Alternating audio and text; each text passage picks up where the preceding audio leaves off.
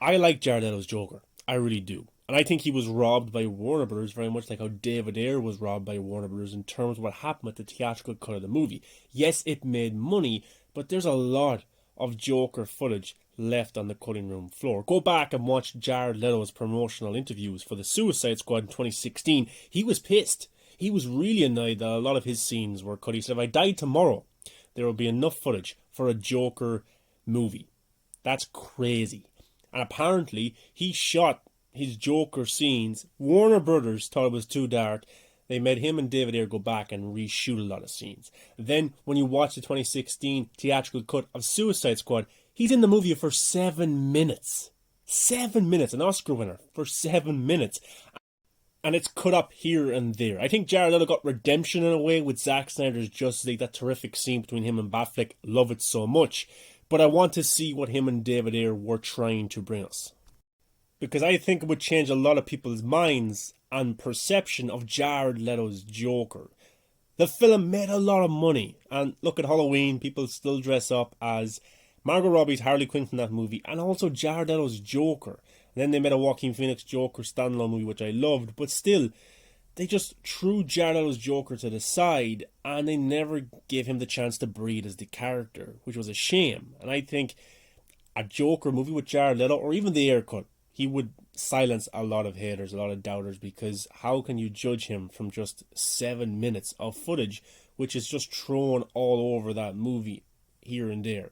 So, but look, House of Gucci, Jared Leto's next movie, which I can't wait to see. The trailers have been magnificent for it. Looking forward to seeing that next week. But he was asked about the Ayer cut and his thoughts on a potential release and if Warner Brothers should do it. This is what Jared Leto had to say about the Ayer cut.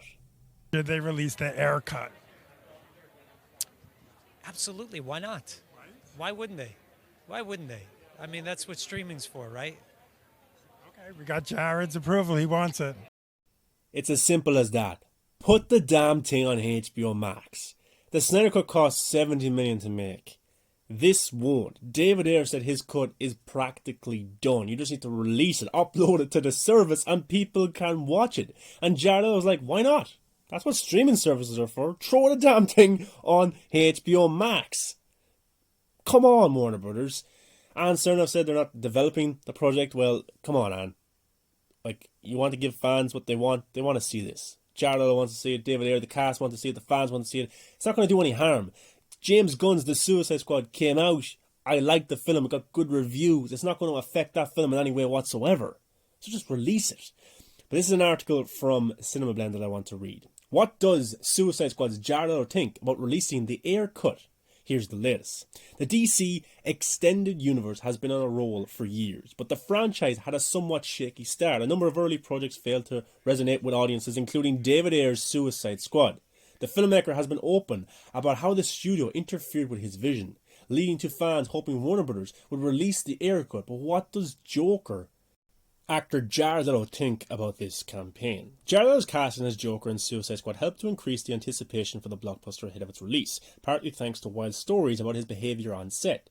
But much of his footage was ultimately left on the cutting room floor, with David Ayer occasionally sharing brief glimpses. The Oscar winner actor was recently asked if he supported the call for the Ayer cut, saying, absolutely, why not? Why wouldn't they? That's what streaming's for. Right?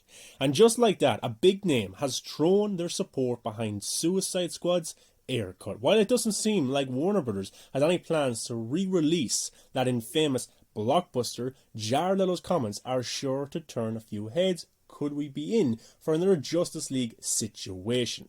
Jared Leto's comments to Variety are sure to delight the fans that have been actively calling for the Ayer cut to finally see the light of day. He recently reprised the role as the Clown Prince of Crime in Zack Snyder's Justice League, participating in the brief reshoots necessary to bring the nightmare sequence to life. So clearly, he's got a continued interest in the role.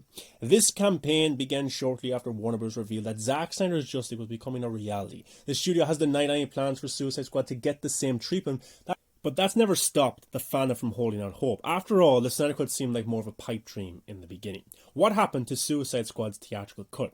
Anticipation for Suicide Squad was sky high, thanks to a stellar cast and explosive first trailer set to the tune of Bohemian Rhapsody. When the theatrical cut failed to live up to its potential, director David Ayer began sharing his experience on set, and specifically the studio interference that resulted in his vision being altered. For example, David Ayer has been clear that his Suicide Squad would have been much darker before the studio pushed for more comedy after the success of Ryan Reynolds' Deadpool. As a result, we got the somewhat disjointed theatrical cut and not much Joker. The bright filmmaker went so far as to say Harley Quinn's story was eviscerated, especially when it came to Jared Leto's Joker. Considering how many stories from the set revolved around Leto's commitment to the role, this was definitely a surprise.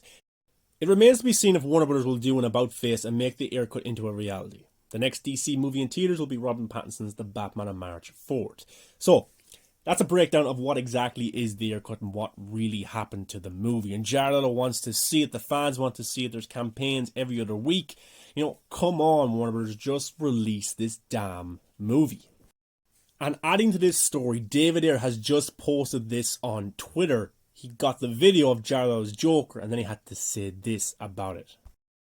Exactly what streaming is for. If you own an IP and you have a mandate to monetize it from your shareholders, that's exactly what you do. AT&T. Over to you. Hashtag release the Ayer cut.